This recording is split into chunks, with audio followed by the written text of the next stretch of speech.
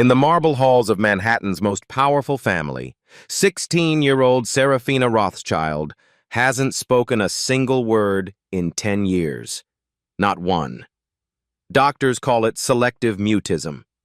Psychiatrists blame trauma. But when 18-year-old Ezra Thompson, a poor black kid from the Bronx, walks through her mansion doors as her new companion, everything changes. "She's defective," Victoria Rothschild tells the social worker with disgust. 10 years of the world's best specialists and nothing. Maybe someone from his background can reach her damaged mind. The staff whispers cruel jokes. What's next? Hiring janitors as therapists? But they don't see what Ezra sees in Serafina's eyes. Not emptiness, but terror. Not sickness, but secrets. Because some silences protect more than just feelings. Some silences protect lives. When Serafina finally speaks her first words in a decade, they'll expose a conspiracy so deadly that 2 fathers had to die to keep it buried. Ezra Thompson sleeps on a mattress on the floor of a Bronx apartment where cockroaches scurry past his head and gunshots echo through paper-thin walls. At 18, he's the man of the house. 3 younger siblings, a dying mother, and bills that never stop coming. His calloused hands tell the story. Dishwasher at dawn, security guard at night, whatever it takes to keep the lights on. "You got special skills, baby," his mother whispers from her hospital bed, cancer eating away at her body while they can't afford treatment. "You see things others don't. Always have, since you were small." She's right. Foster care taught Ezra to read faces like survival manuals. A twitch means violence coming. A certain smile means lies. A look away means danger. When you're a black kid bouncing between homes where some families see you as a paycheck and others see you as a threat, you learn to decode human emotions, or you don't survive. The social services office smells like desperation and broken dreams. Ms. Carter, a tired woman with kind eyes, slides a folder across her scratched desk. Companion position, rich family on the Upper East Side, $2,000 a week to babysit a girl who doesn't talk. "What's wrong with her?"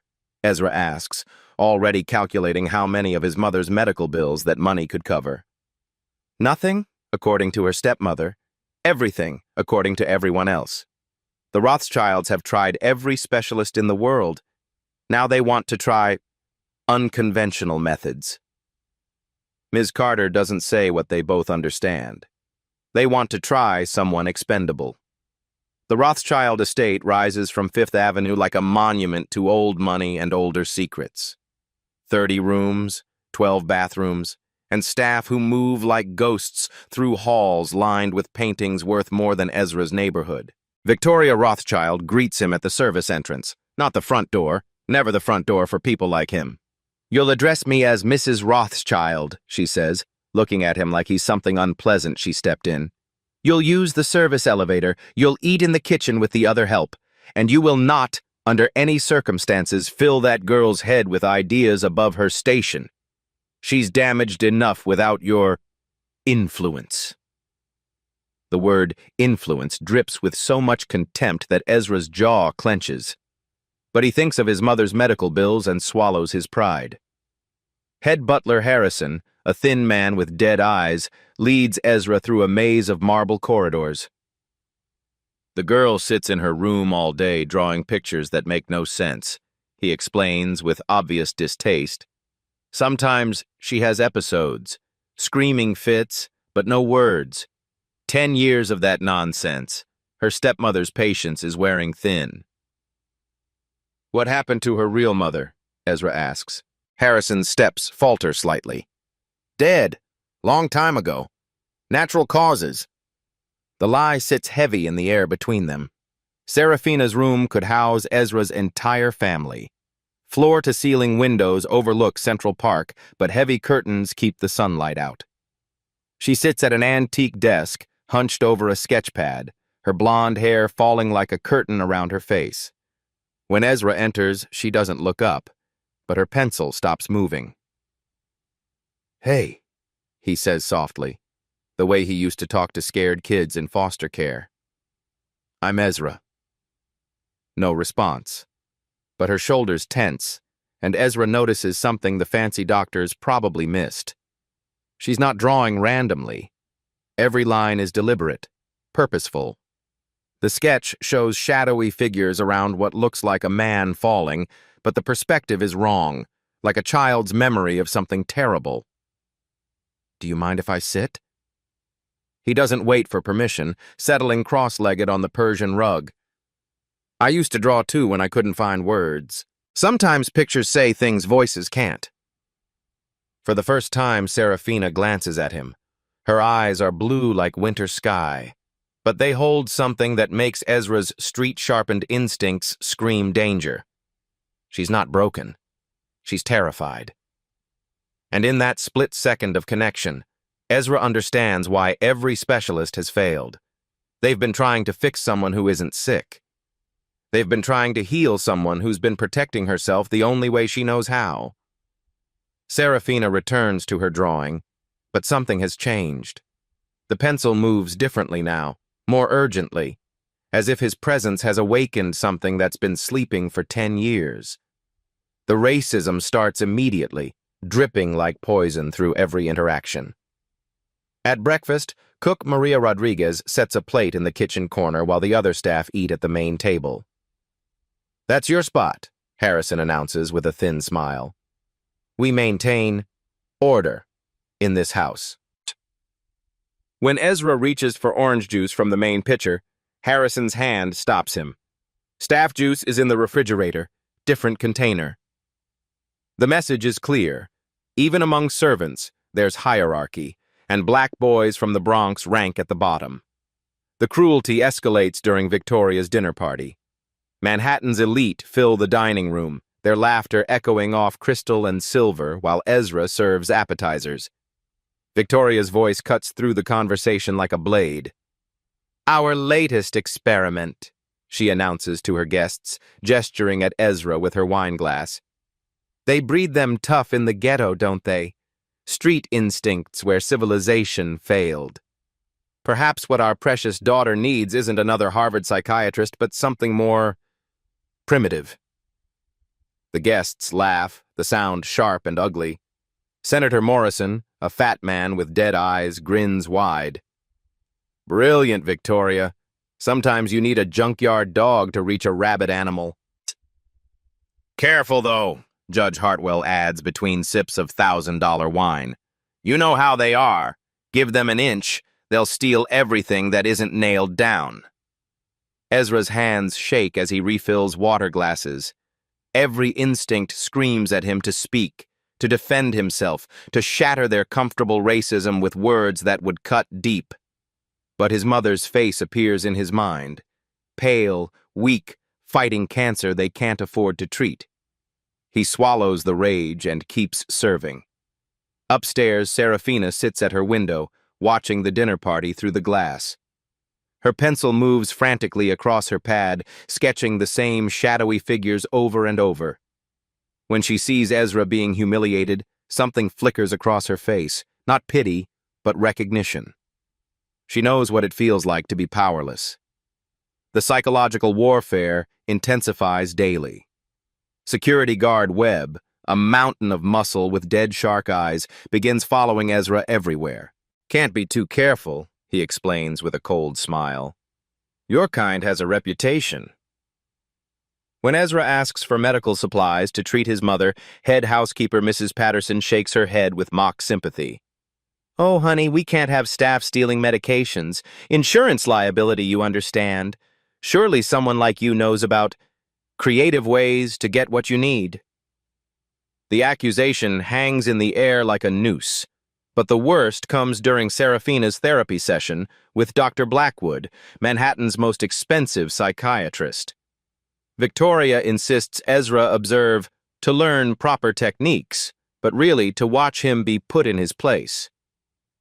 The subject shows no improvement, Dr. Blackwood announces, studying Serafina like a lab specimen. 10 years of selective mutism following parental trauma. classic case of a privileged child unable to cope with loss. Serafina sits motionless, but Ezra notices her hands clenched white-knuckle tight in her lap. She's not catatonic. She's controlling herself with enormous effort. "Perhaps," Victoria suggests sweetly, "our young friend here could share his expertise. Surely growing up around violence gives him insight into traumatized minds." Dr. Blackwood chuckles condescendingly. "Mrs. Rothschild, while I appreciate unconventional approaches, this young man lacks even basic education in psychological principles. Trauma response requires understanding of neural pathways, not street corner wisdom." "Of course," Victoria agrees, her smile venomous. "How silly of me to think someone from his background could contribute anything meaningful to civilized discussion." Ezra watches Serafina's reaction. Her breathing quickens almost imperceptibly, and he realizes something the experts miss. She's not responding to their words about her. She's responding to their words about him. The cruelty toward Ezra is triggering something deeper. That night, Ezra finds Serafina in the library, surrounded by scattered drawings. For the first time, she looks directly at him, and he sees tears streaming down her face. She holds up a sketch, the same shadowy figures, but now he can make out details. A man in an expensive suit, a young girl hiding, and blood pooling on marble floors. "You remember something, don't you?" he whispers. "Something they don't want you to remember." Serafina's pencil moves with desperate urgency. She draws a new image, a black man in a police uniform falling beside a car. The license plate numbers match the night her father died. Ezra's blood turns to ice. She's drawn to his father's death scene. Before he can process this fully, Webb appears in the doorway like a predator smelling blood. "What's going on here?" His voice carries a threat. Serafina quickly shuffles her drawings together, but not before Webb sees. His eyes narrow dangerously. "Mrs. Rothschild needs to see those pictures." "They're just drawings," Ezra says, stepping between Webb and Serafina. Webb's smile is all teeth and no warmth. "Boy, you're forgetting your place. Around here, we don't let the help decide what's important." He reaches for the drawings, but Serafina clutches them to her chest, shaking her head frantically. It's the most emotion anyone has seen from her in years. "Interesting," Webb murmurs, pulling out his phone. "Mrs. Rothschild will want to know what her daughter is having, reactions to your presence." Within minutes, Victoria appears with Dr. Blackwood in tow. "What exactly did you do to agitate my daughter?" she demands, her voice sharp enough to cut glass. "Nothing," Ezra replies truthfully. "She was drawing when I found her." Victoria snatches the drawings from Serafina's hands. The girl's mouth opens in a silent scream of protest, but no sound emerges. Victoria studies the sketches, and for just a moment, her mask slips. Fear flashes across her face before the cold control returns. "Meaningless scribbles," she announces, but her hands shake as she feeds the drawings into the library fireplace. "Dr. Blackwood, perhaps our experiment has run its course. This boy is clearly having a disturbing influence." As the drawings burn, Serafina's tears fall harder. She reaches toward the flames, but Victoria grabs her wrist. "Enough dramatics, dear. These fantasies won't bring your father back." Ezra watches the flames consume evidence of something important, something connected to both their fathers' deaths. Serafina meets his eyes across the room, and in that moment, he understands. She's not just protecting herself with her silence. She's protecting him, too. Ezra changes his approach completely. Instead of trying to make Serafina speak, he begins speaking for her, translating the emotions he reads in her body language back to her like a mirror. "Your shoulders are up near your ears," he observes quietly during their morning session. "That's fear talking. Your hands keep clenching. Anger. But your eyes are saying you remember something specific." For the first time in weeks, Serafina's pencil stops moving. She looks at him with surprise, as if no one has ever truly seen her before. I learned to read people in foster care, Ezra explains, settling into the chair beside her desk. When you're a black kid bouncing between homes, you learn real quick that survival means understanding what adults are really thinking, not just what they're saying. Serafina's breathing slows. She reaches for a fresh piece of paper and begins drawing, but this time it's different. Instead of the chaotic, scrambled images, she draws with deliberate precision. A clock showing 11:47, a man in a specific type of expensive watch, architectural details of the foyer. You're not just remembering, Ezra realizes. You're recording, like evidence. A tiny nod. The first clear response she's given anyone in years. Over the following days, Ezra deciphers the code hidden in Serafina's drawings. Each seemingly random sketch contains specific details, timestamps, clothing descriptions, overheard conversations. She's been documenting everything for 10 years, creating a visual language that only she understands. This watch here, Ezra points to a detailed drawing of an expensive timepiece. I've seen it before. Webb wears one exactly like it. Serafina's pencil freezes. She stares at Ezra with wide eyes, then quickly flips through her sketch pad to an earlier drawing. The same watch on the wrist of the shadowy figure standing over her father's body. The realization hits Ezra like a physical blow. Webb killed your father. Another small nod, but this one comes with tears streaming down her face. And that night, something else happened. Ezra continues, remembering her drawing of the police officer. My father, Detective Michael Thompson. He died in a car crash the same night your father was murdered. Serafina's hand shakes as she draws a new image. Two stick figures, a man in a police uniform and a man in a business suit, shaking hands. Below them, she draws the same shadowy figure watching from a distance. They were working together, Ezra whispers. Your father and mine. That's why they both had to die. The truth crystallizes with terrifying clarity. Detective Michael Thompson wasn't just investigating routine corruption. He was working with Jonathan Rothschild to expose something massive, something worth killing for. But their breakthrough is interrupted by Victoria's voice in the hallway, sharp with anger.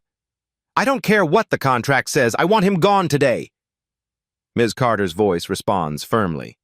Mrs. Rothschild, the agreement specifies a minimum 90-day trial period. Ezra has shown more progress with Serafina in 2 weeks than any previous companion. Progress? Victoria's laugh is like breaking glass. You call this progress? She's becoming more agitated, not less. Yesterday I found her having what could only be described as an episode. Serafina grabs Ezra's arm urgently and begins drawing frantically. Stick figures of him running, danger symbols, the shadowy figure with a gun pointed at a young black man. She's trying to warn him that his life is in danger.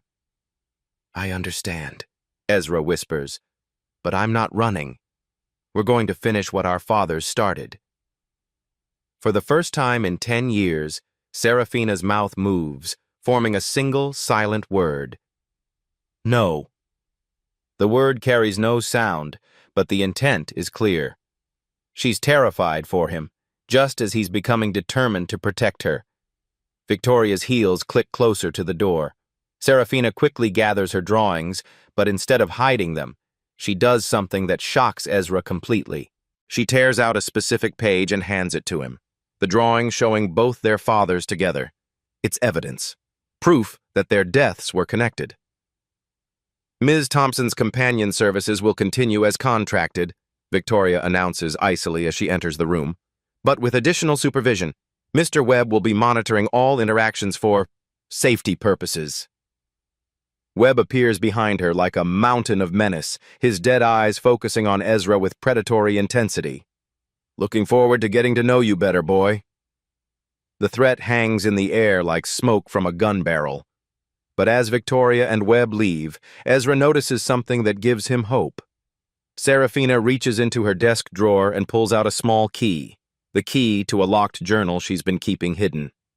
She places it in Ezra's palm and closes his fingers around it.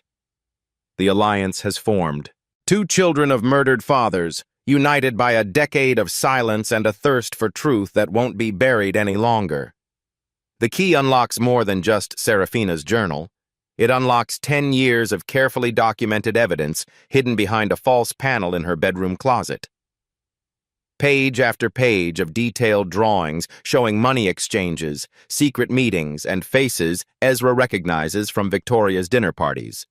Politicians, judges, police commissioners, all connected to something much bigger than a simple murder. "Jesus Christ," Ezra whispers, studying a drawing of Victoria handing thick envelopes to Senator Morrison. "Your stepmother's been buying half the city."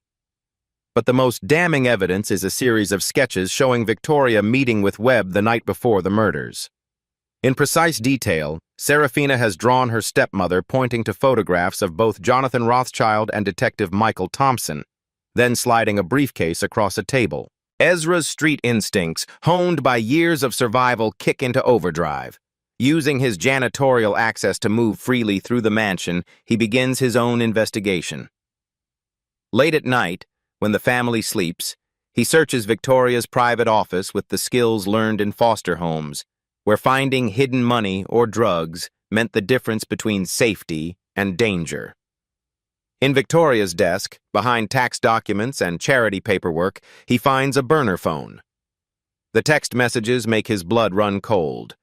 2 problems were eliminated successfully. Payment received. A new problem emerged. Boy getting too close. Handle it quietly. No connections to family. The final message is from just yesterday. Boy has to go. Make it look like gang violence. Ezra photographs everything with his phone, but as he closes the drawer, footsteps echo in the hallway. Webb's voice carries through the door as he speaks to another security guard. "Kid's been asking too many questions. Mrs. Rothschild wants him gone, but it has to look natural. Street punk from the Bronx? Happens every day." Ezra barely escapes through the service stairs, his heart hammering against his ribs. They're planning to kill him, just like they killed his father. But Victoria underestimates both Ezra's intelligence and Serafina's courage. The next morning, Serafina does something unprecedented. She speaks. Not loudly, not clearly, but the word escapes her lips like a prayer. Dangerous. The staff gathered for breakfast and stopped mid-conversation. Mrs. Patterson drops her coffee cup. Even Victoria, entering the kitchen at that moment, freezes in shock. "What did you say?" Victoria's voice carries a tremor she can't hide. Serafina looks directly at Ezra, her blue eyes fierce with determination, and speaks again, stronger this time. "He's in danger." The words land like bombs in the kitchen silence. For 10 years, the world's most expensive doctors couldn't get a single word from Serafina Rothschild. Now she's speaking to protect a boy they consider beneath their notice. Victoria's mask of concern doesn't hide the panic in her eyes. "Serafina, darling, you're confused. Ezra is perfectly safe here. You're just having another episode." But Serafina shakes her head violently and grabs Ezra's hand. For the first time in a decade, she's making physical contact with another human being, clinging to him like a lifeline. "No," she whispers, and the word carries 10 years of suppressed rage. No more lies. Victoria signals Webb with a barely perceptible nod. The message is clear. Eliminate the problem before it grows larger.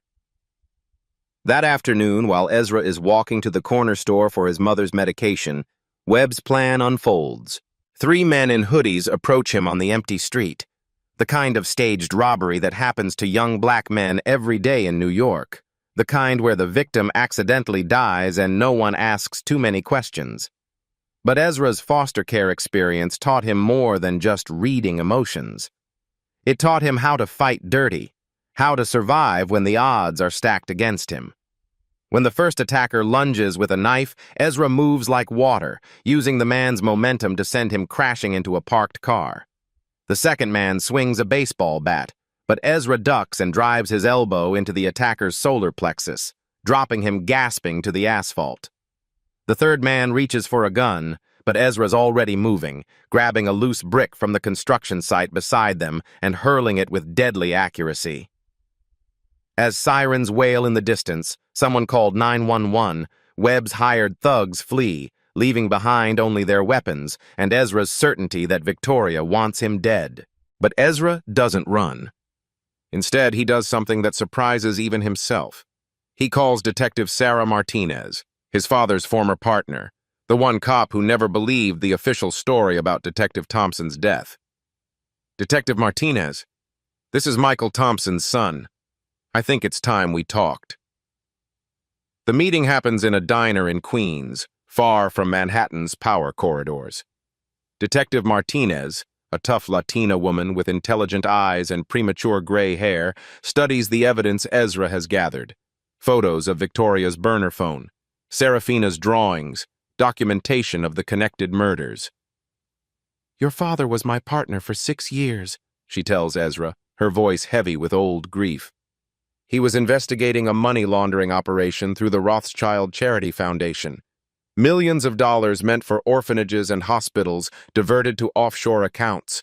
When he got too close to proof, they killed him," Ezra finishes. "Made it look like a drunk driving accident.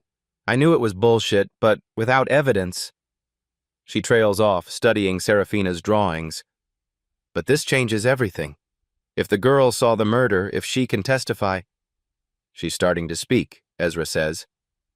"But Victoria's planning something. Tomorrow there's a family board meeting about Serafina's care. I think they're going to have her declared permanently mentally incompetent." Detective Martinez's face hardens. "Which would make her testimony inadmissible and give Victoria complete control of the estate." "We need Serafina to speak publicly," Ezra realizes, "in front of witnesses who can't be bought or intimidated." "Can you get her to the meeting?" Ezra thinks of the frightened girl who whispered "dangerous" to save his life, who broke 10 years of silence to protect him from the same fate that claimed their fathers. "Yeah, I can get her there."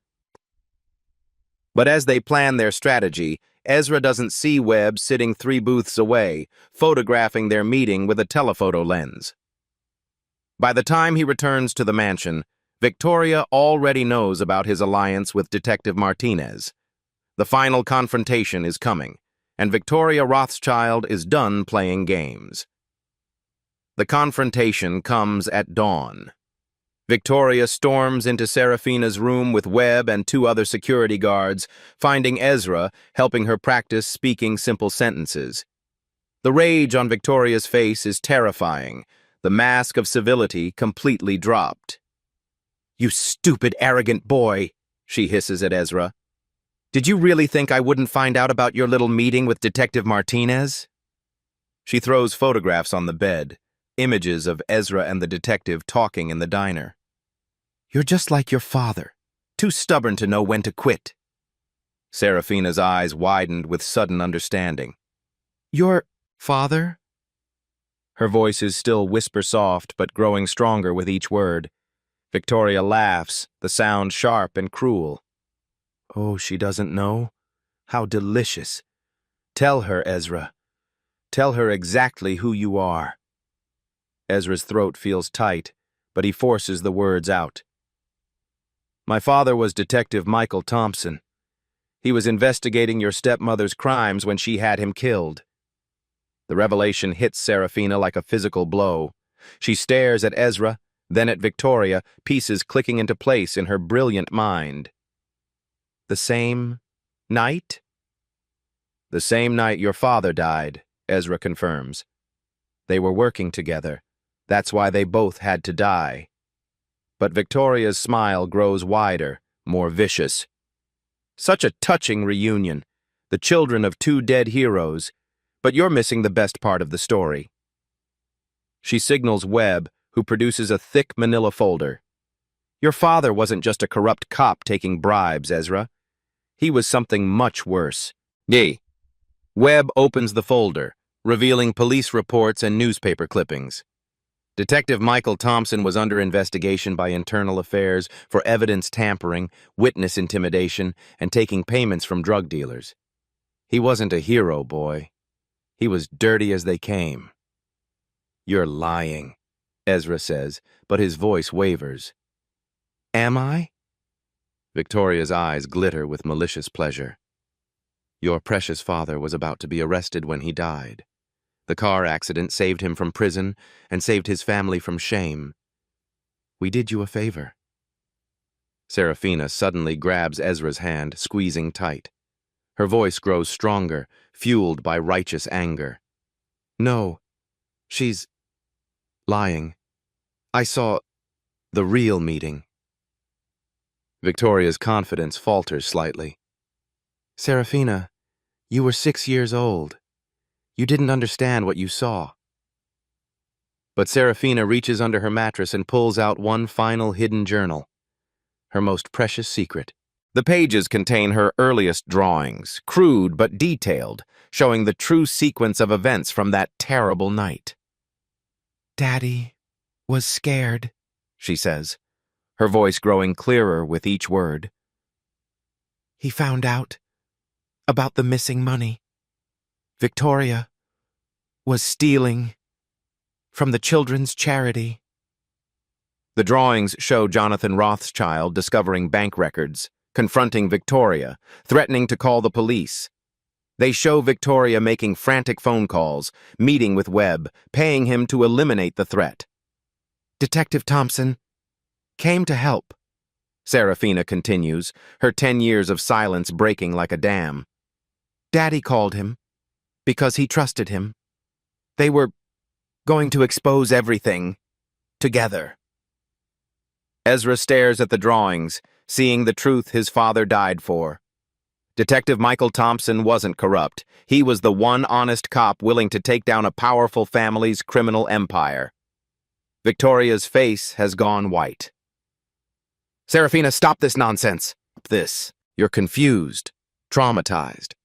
These are just fantasies." "I remember everything." Serafina's voice explodes from her throat, 10 years of suppressed truth erupting at once. "You killed my daddy! You killed Ezra's daddy! You stole money meant for sick children!" Webb steps forward threateningly, but Serafina doesn't flinch. The frightened little girl is gone, replaced by a young woman who's found her power. "I remember your voice," she tells Victoria, her words clear and strong. "I remember you telling Webb exactly how to do it. I remember you counting money while Daddy died on our floor." Victoria's composure cracks completely. "You little bitch, do you have any idea what you're destroying? This family's legacy, our position in society, built on blood money," Serafina finishes, "built on murdered fathers and stolen charity funds." Ezra feels a surge of pride for this brave girl who chose to break her silence to defend his father's honor. But he also knows they're in immediate danger.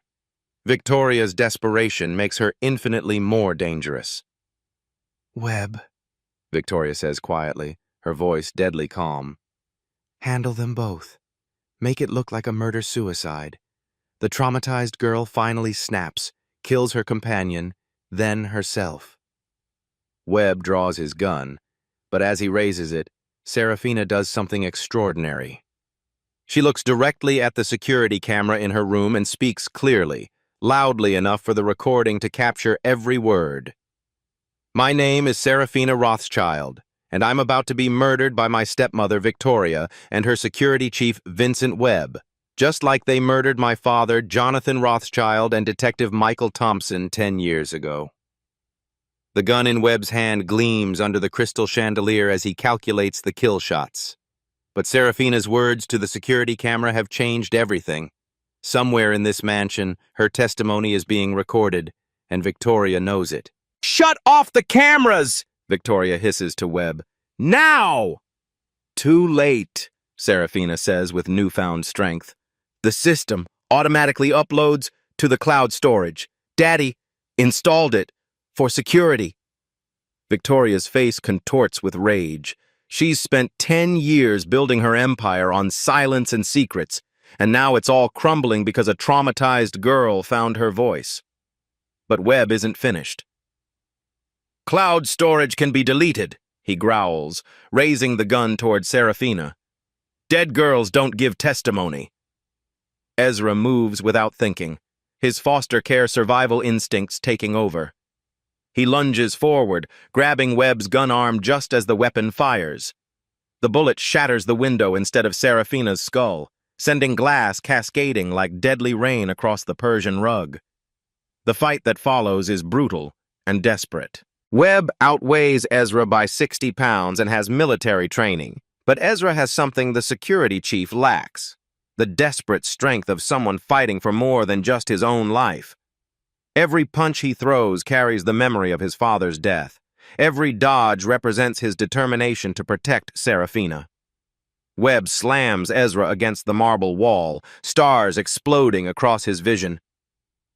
"You should have stayed in the ghetto where you belong, boy, just like your daddy should have minded his own business." The racial slur hangs in the air like poison, but it only fuels Ezra's rage. He uses Webb's momentum against him, dropping low and driving his shoulder into the bigger man's midsection, sending them both crashing through the antique furniture. Wood splinters and crystal shatters as they roll across the floor, fighting for control of the gun. "Your father squealed like a pig when the car hit him," Webb taunts between punches. "Begged for his life right before the flames started." The words hit Ezra like physical blows, but instead of breaking his spirit, they crystallize his purpose.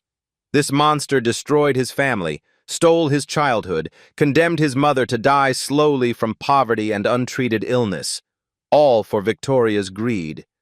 Meanwhile, Victoria grabs Serafina, pressing a letter opener against her throat. "Enough!" she screams. "Drop the gun or I'll cut her throat right now!" The fighting stops. Webb and Ezra freeze, both breathing hard, blood streaming from multiple cuts, the gun between them on the floor. Victoria's desperation has made her completely unhinged, the sophisticated socialite replaced by a cornered animal willing to kill a child.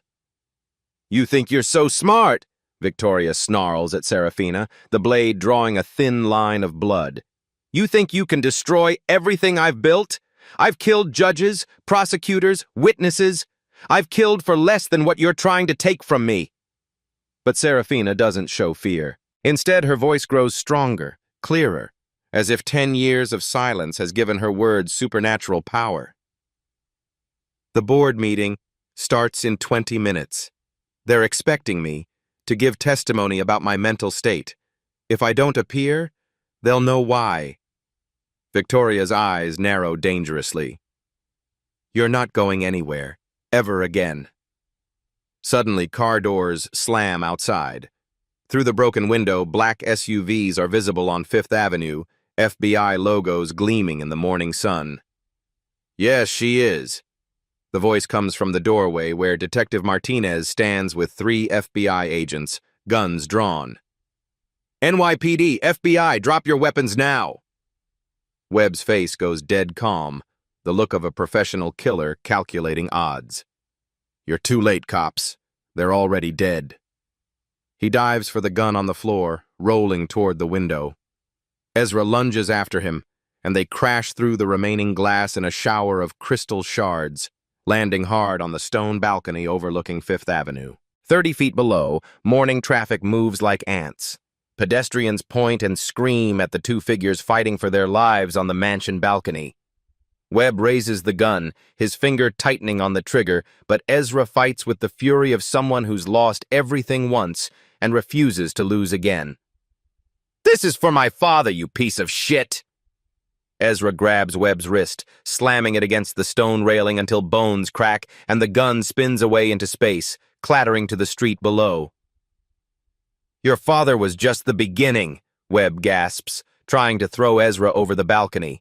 "Corrupt cops, bleeding heart rich boys, street trash like you. I've killed them all, and I enjoyed every fucking minute."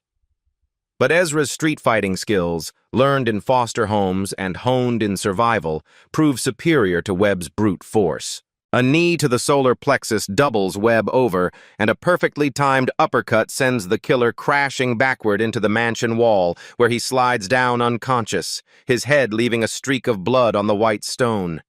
Inside, Victoria still holds the letter opener to Serafina's throat, but her hands shake with desperation. "You don't understand what you're destroying," she screams at the FBI agents. "This family has power, connections. I own half the judges in this city. Senator Morrison, Judge Hartwell, Commissioner Walsh, they're all mine." "Not anymore," Detective Martinez says calmly, holding up Victoria's burner phone. "Your text messages, the financial documents, witness testimony from your household staff, and now Serafina's recorded statement. It's over, Victoria." But Victoria's grip on reality has snapped completely. The carefully constructed facade of the grieving stepmother disappears entirely, replaced by pure, murderous rage. "I won't let some brain-damaged brat and a ghetto rat destroy my life," she shrieks. "Do you know what I sacrificed to build this empire? Do you know how many people I had to eliminate?" She raises the letter opener to strike, but Serafina does something that shocks everyone in the room. Instead of cowering, she speaks with absolute clarity and devastating power. "I am Serafina Rothschild, daughter of Jonathan Rothschild, witness to his murder, and survivor of your 10 years of psychological torture. I remember every detail of the night you hired Vincent Webb to kill my father because he discovered your embezzlement of $12 million from children's charities." Her voice grows stronger with each word, 10 years of suppressed truth pouring out like water through a broken dam. "I remember the bank account numbers. Cayman Islands National, account 847291. Switzerland Banking Corp., account 122957. I remember the names of every judge, politician, and police official you've corrupted with that stolen money." The FBI agents stare in amazement as this young woman, supposedly mentally incompetent, delivers testimony with the precision of a trained prosecutor. Every word is clear, every detail specific, every accusation backed by evidence hidden in her drawings for a decade. "I remember you laughing while my father's blood pooled on our marble floor," Serafina continues, her voice rising with righteous fury. "I remember you telling Webb to make Detective Thompson's death look like drunk driving. I remember you threatening to burn me alive if I ever spoke, just like you burned that family in Queens when they wouldn't sell their building." Victoria's face goes white. That last crime was never connected to her, until now. "But most of all," Serafina concludes, looking directly into Victoria's terrified eyes, "I remember promising my father as he lay dying that someday I would find my voice and make sure justice was served. Today is that day." Victoria's hand trembles violently. The letter opener falls from her grip, clattering to the floor. 10 years of maintaining power through fear and violence, and she's been undone by the courage of a traumatized girl who refused to stay silent forever. The FBI agents move in to arrest Victoria, but she makes one final desperate attempt. She lunges for Serafina with her fingernails extended like claws, screaming about ungrateful children and destroyed legacies. Ezra, bleeding from his fight with Webb but still standing, catches Victoria's wrist inches from Serafina's face. "No," he says quietly, his voice carrying all the authority of someone who has fought through hell and emerged victorious. "Your reign of terror ends now." See, as the handcuffs click around Victoria's wrists, she looks around the destroyed room. Shattered furniture, broken windows, blood on the marble floors where her husband died 10 years ago. Her empire of fear and corruption lies in ruins, brought down by the two people she considered most disposable. The handcuffs click shut around Victoria's wrists with a sound like breaking bones. FBI agent Sarah Rodriguez reads the charges while Victoria stands in her destroyed mansion, her empire of lies crumbling around her like the shattered crystal on the floor. "Victoria Rothschild, you're under arrest for conspiracy to commit murder, first-degree murder, money laundering, racketeering, and criminal conspiracy. Vincent Webb is facing identical charges plus the murder of Detective Michael Thompson. Victoria's last desperate gambit comes as they lead her toward the door. "You think this ends anything?" she hisses at Serafina and Ezra. "I have friends in the highest places, judges who owe me favors, prosecutors I've bought, politicians whose careers I've funded. This will never see a trial." But Detective Martinez steps forward with a grim smile. "Actually, it will. Your friends started flipping the moment we showed them the evidence. Senator Morrison's already plea bargained. Judge Hartwell resigned this morning. Commissioner Walsh is singing like a canary to save his pension." The color drains from Victoria's face as she realizes the scope of her exposure. Her corruption network, built over decades, is collapsing like a house of cards. Serafina finds her voice one more time, clear and strong. "The children's charity money will be returned to where it belongs. Every family you destroy will get justice. Every life you ruin will be made whole." As the FBI leads Victoria away, she turns back with one final snarl. "You stupid girl. You have no idea what you've unleashed. There are others more powerful than me who won't let this stand." But Ezra steps protectively in front of Serafina, his voice carrying the quiet authority of someone who has faced down killers and survived. "Let them try. We're not scared anymore." Webb regains consciousness just in time to be loaded into a separate FBI vehicle, his face a mask of bruises from his fight with Ezra. The killer who terrorized a family for 10 years now looks small and broken, just another criminal in handcuffs.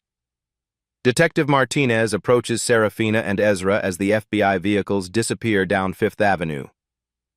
"It's over," she says simply. "The evidence is overwhelming. They'll spend the rest of their lives in federal prison." For the first time in 10 years, Serafina Rothschild smiles. The nightmare that began when she was 6 years old has finally ended. 6 months later, the marble halls of the Rothschild mansion echo with different voices. Instead of whispered conspiracies and racist insults, the sounds are of construction workers removing bloodstains, social workers coordinating relief efforts, and Serafina's clear, confident voice directing the transformation of her family home into the Thompson Rothschild Foundation headquarters. "The main ballroom will become our legal aid center," Serafina explains to the documentary crew filming her story. "Where my stepmother once entertained corrupt judges, will now provide free legal representation to families fighting powerful interests." The foundation has become a beacon of hope for the forgotten and silenced. In 6 months, they exposed 3 other cases of elite family corruption, provided legal support for over 200 families fighting unjust evictions, and established a whistleblower protection program that has encouraged dozens of witnesses to come forward against wealthy criminals. Ezra stands beside her, no longer the scared teenager desperate for work, but a confident young man wearing a Columbia University sweatshirt. His full scholarship to study criminal justice represents more than academic achievement. It's vindication for his father's legacy, and proof that street wisdom combined with education creates an unstoppable force for change. "People ask if I'm angry about losing my childhood to silence," Serafina tells the cameras. "But I've learned that trauma can become power if you choose to use it for justice instead of revenge." Their friendship has evolved into something deeper than shared trauma. They've become partners in a mission to give voice to the voiceless. The hashtag #HourSilence is not golden, inspired by their story, has gone viral with over 2 million shares, encouraging other survivors to speak their truth. The legal aftermath exceeded their wildest expectations. Victoria's corruption network unraveled completely, leading to the resignation or arrest of 47 public officials, including a federal judge, 3 senators, and half the New York Police Department's upper command. The scandal, dubbed Golden Silence by the media, became the largest corruption case in New York history. Victoria Rothschild received life in prison without parole for multiple murders. Webb pleaded guilty to avoid the death penalty and was sentenced to 6 consecutive life terms. During his confession, he revealed the locations of 12 other victims, bringing closure to families who had waited decades for answers. The financial recovery was staggering. Forensic accountants traced $43 million in stolen charity funds, money that was immediately returned to the organizations it was meant to help. Children's hospitals received new wings, orphanages got desperately needed resources, and homeless shelters expanded their capacity.